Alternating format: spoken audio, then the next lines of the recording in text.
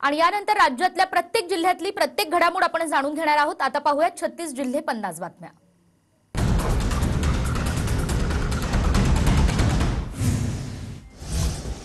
OBC आरक्षण आणि स्थानिक स्वराज्य संस्थांच्या निवडणुकीबाबत आज सुप्रीम कोर्टात सुनावणी। निवडणुकांना उशीर झाल्याचा विरोधकांचा सूर। कर्नाटक प्रशासनाची दडपशाही सुरूच। कर्नाटक सरकारनं खासदार धैर्यशील मानेंना पुन्हा रोखलं।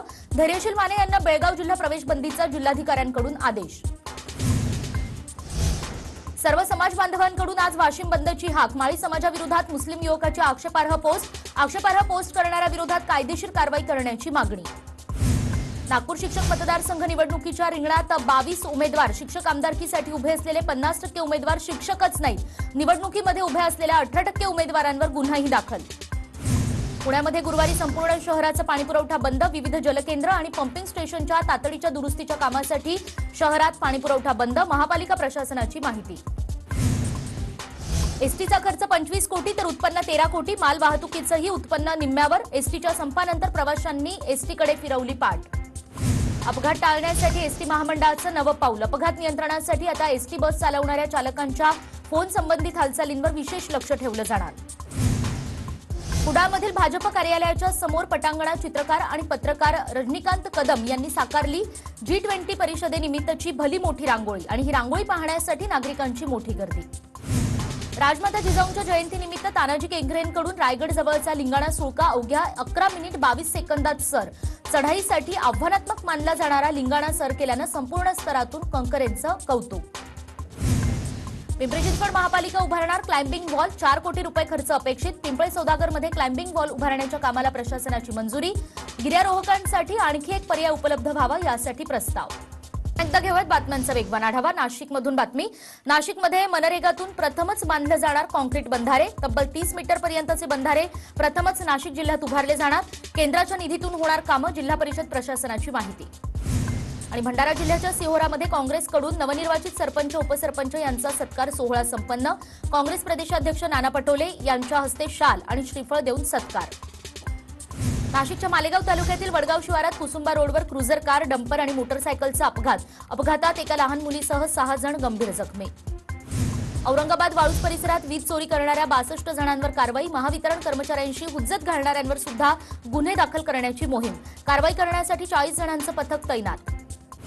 रत्नागिरी जिल्ह्यातील सागरी किनारपट्टीलगतच्या गावात भूमिगत वीज वाहिनी टाकण्याचं काम हाती। त्यासाठी 572 कोटींच्या प्रस्तावाला मान्यता। जिल्हाभर पसरणार भूमिगत वीज वाहिन्या। सिंधुदुर्गातनं तळ कोकणात थंडीचा प्रभाव पुढचे 4 दिवस कायम राहणार। त्यामुळे तापमानात मोठी घसरण अपेक्षित असल्याचं ग्रामीण कृषी हवामान विभागाकडून माहिती।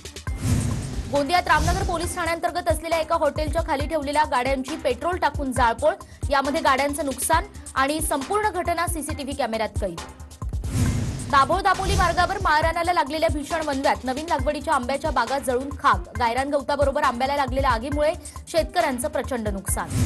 सोलापुरात समुदाय आरोग्य अधिकाऱ्यांचं विविध मागण्यांसाठी आंदोलन। मागण्या पूर्ण न झाल्यास 23 जानेवारीपासून तीव्र आंदोलनाचा इशारा।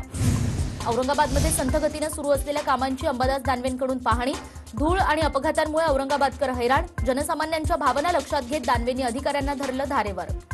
आणि पुण्यातनंच आणखी एक बातमी। पुण्यामध्ये सरकारी वकील प्रवीण चव्हाण यांच्या विरोधात खंडणीचा 3 जणांवर गुन्हा दाखल। पुण्यातील डेक्कन पोलीस स्टेशनमध्ये 1 कोटी रुपयांची खंडणी मागितल्याची तक्रार। चिपळूणमधील मुंबई गोवा महामार्गावरील उड्डाणपुलाच्या कामाला गती। उड्डाणपुलाचे 41 पिलर्स उभारण्याचं काम युद्धपातळीवर सुरू। पूल उभारला गेल्यानंतर वाहतूक कोंडीचा प्रश्नही निकाली निघणार। यवतमाळच्या वणीतील शेतकऱ्यांचं पीक विमा कंपन्यांच्या विरोधात जबाब दो आंदोलन। पीक विमा जमा न झाल्यानं शेतकरी आक्रमक। बीडच्या जिल्हा परिषदेसमोर समुदाय आरोग्य अधिकारी संघटनेचं काम बंद आंदोलन। आंदोलनात 230 समुदाय अधिकारी डॉक्टरांचा सहभाग। महाराष्ट्र राज्य समुदाय आरोग्य अधिकारी संघटनेच्या आरोग्य अधिकाऱ्यांचं साताऱ्यात आंदोलन। 40,000 मानधन, वार्षिक वेतनवाढ आणि अनुभव बोनस देण्याचीही मागणी। गोंदिया जिल्हा परिषदेसमोर आरोग्य अधिकाऱ्यांचं काम बंद आंदोलन। गोंदिया जिल्ह्यातील 198 आरोग्य अधिकारी आंदोलनात सहभागी। तर रस्त्यावरचे खड्डे बुजवण्याच्या मागणीसाठी परभणीतल्या गंगाखेड ग्रामस्थांचा रास्ता रोको। खळी गौडगाव रस्त्यावर खड्ड्यांचं साम्राज्य। जळगावातील आरोग्य अधिकाऱ्यांचा विविध मागण्यांसाठी 1 दिवसीय लाक्षणिक काम बंद आंदोलन। कोरोना काळात काम करूनही योग्य तो मोबदला न दिल्याचा कर्मचाऱ्यांचा आरोप। रत्नागिरी जिल्ह्यातील समुद्रातील जोरदार वाऱ्यांमुळे किनारी विसावलेल्या बोटी पुन्हा समुद्रात। एलईडी पर्सन नेटमुळे मच्छीमार हैराण, प्रशासन दुर्लक्ष करत असल्याने मच्छीमारांमधून तीव्र नाराजी। जळगावमधील डॉक्टर उल्हास पाटील वैद्यकीय महाविद्यालय आणि रुग्णालयात शस्त्रक्रिया अभियानाचं आयोजन। नववर्षाचा व्याधीमुक्त संकल्प करत समाजहितासाठी गोदावरी फाउंडेशनचा उपक्रम। जळगाव तालुक्यातील नशिराबादला पीर यासीन मिया कादरी उरुसला सुरुवात। उरुसानिमित्त कव्वाली, कवी संमेलनासह कुस्तीची ही दंगल, रक्तदान शिबिर आणि विविध समाजोपयोगी उपक्रमाचंही आयोजन। परभणीच्या प्रसिद्ध सय्यद शाह तुराबुल हक उरुसाला 1 फेब्रुवारीपासून सुरुवात होणार। उरुस काळात शहरातील कायदा आणि सुव्यवस्था अबाधित ठेवण्याचे जिल्हाधिकाऱ्यांचं आवाहन। चिपळूणमधील लोककला महोत्सवाचं मुख्यमंत्र्यांच्या हस्ते उद्घाटन। संशोधन केंद्राच्या वतीनं 5 ते 8 फेब्रुवारी दरम्यान महोत्सवाचं आयोजन। महोत्सवाच्या लोगोचं अनावरण शानदार पद्धतीनं।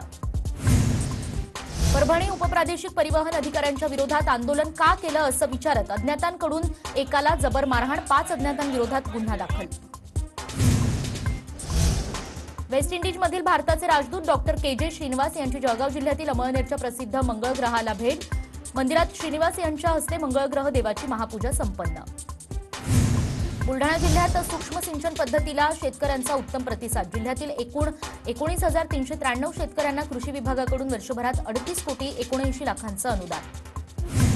33व्या रस्ता सुरक्षा अभियानांतर्गत धुळे शहरात हेल्मेट मोटरसायकल रॅलीचं आयोजन।